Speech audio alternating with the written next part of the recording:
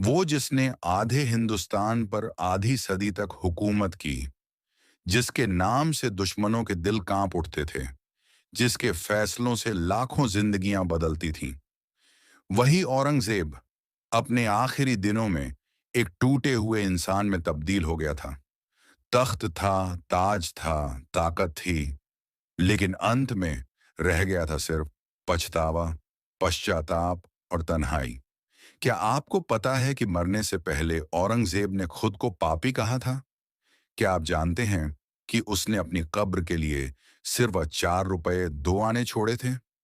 आज हम आपको बताएंगे उन अनसुनी कहानियों को जो किताबों में नहीं, बल्कि औरंगजेब की आत्मा की सच्चाई में छुपी हैं। ये कहानी है एक बादशाह औरंगजेब, जिनका शासनकाल लगभग 50 वर्षों तक चला। अपने जीवन के अंतिम दिनों में एक ऐसे मोड़ पर पहुंचे जहां उन्होंने अपने कर्मों पर गहरा पश्चाताप किया।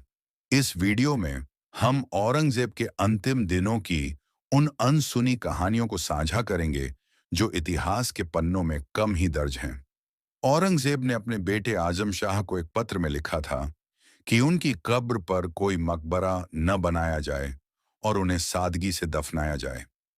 उन्होंने अपनी मृत्यु के बाद के खर्चों के लिए टोपियां सिलकर कमाए गए 4 रुपए 2 आने और कुरान की नकलें लिखकर कमाए गए 305 रुपए का उपयोग करने की इच्छा जताई थी।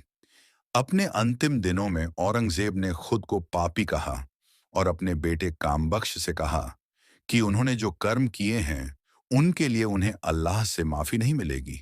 उन्होंने यह भी कहा कि उन्होंने एक राजा के रूप में असफलता पाई है।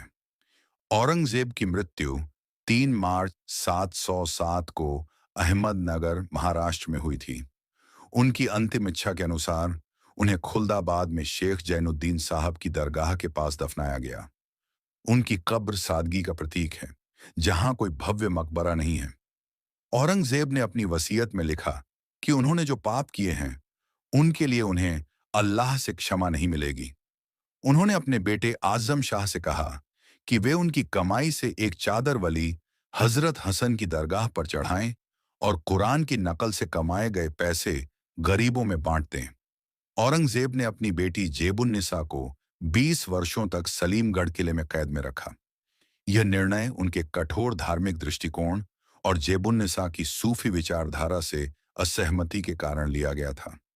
अपने अंतिम दिनों में औरंगजेब ने कहा कि उन्होंने अपने जीवन में अल्लाह की इबादत को भुलाया और लोगों का भला नहीं किया। उन्होंने यह भी कहा कि वे नहीं जानते कि वे कौन हैं और इस संसार में क्यों आए हैं।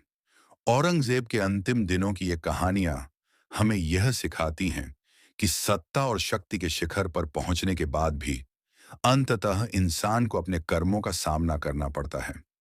उनके पश्चाताप और आत्मग्लानि की ये कहानियां हमें आत्मनिरीक्षण और सच्चे अर्थों में जीवन के मूल्य को समझने की प्रेरणा देती हैं।